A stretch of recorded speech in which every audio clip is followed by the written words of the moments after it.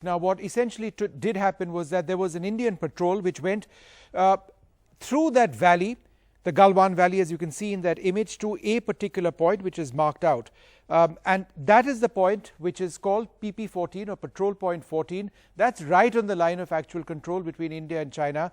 And it was over here that there was a tent of the Chinese which they were supposed to have vacated, left as per a prior agreement, but apparently they didn't do so. And when our initial party, which was a small patrol party, confronted a Chinese patrol party which was in the area, remember their positions are very close to that, then there was a skirmish which took place with both sides calling in reinforcements. Now, this was on the 15th evening, and then the sides, the numbers got huge. In fact, some of the numbers which I have been told are astounding.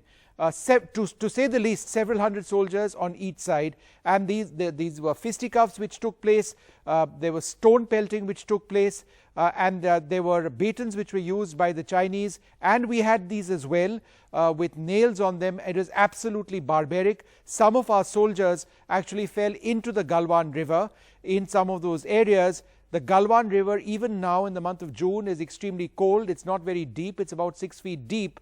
But because of the temperatures late at night, hypothermia became a real issue as an additional cause of injuries for our soldiers. The full-fledged evacuation did take place only in the morning, and subsequently on the 16th of June, those soldiers have been removed to Leh and elsewhere as well.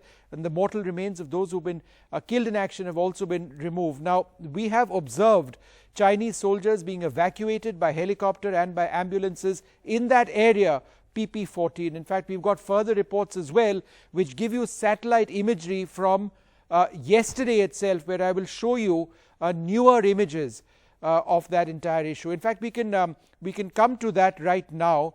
Again, just to give our viewers an idea, that's the Galwan River region. People wouldn't have heard of it, but in 1962, war was waged over here. Now, let's move to the second area, and the area of the clash is in that broad area that I pointed out. There's a circle over there. It's right on the line of actual control, and the Chinese build up just a kilometer away from it.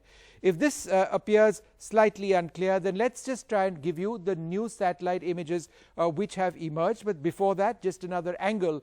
You can see the Shok River on the left, the Galwan River meeting it as you go up the Galwan Valley. That's where the clash has taken place. Now come the images. These are images we've procured from Digital Planets, which are Planet Labs, which are new images which have actually come in. These were of just yesterday of the Chinese build-up. Now, if we go to the next one, you'll actually see the Chinese vehicles as well in absolute clarity, and you can see those over there. There are dozens of Chinese vehicles. Now, what exactly is this location? Remember the two circles I had showed you earlier on, just about a kilometer from where the clashes took place. So the Chinese soldiers from this area are likely have surged to that confrontation point and battled Indian soldiers over there.